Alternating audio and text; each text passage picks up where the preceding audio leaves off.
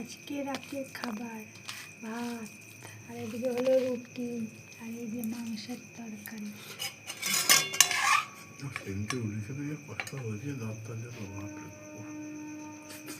আর এই যে দই মিষ্টি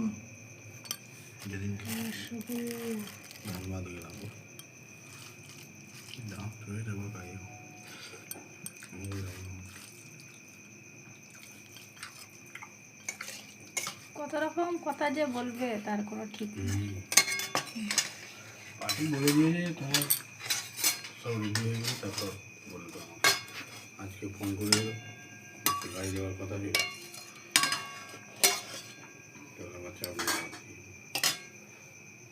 ডাক্তার তো তুলতে হবে।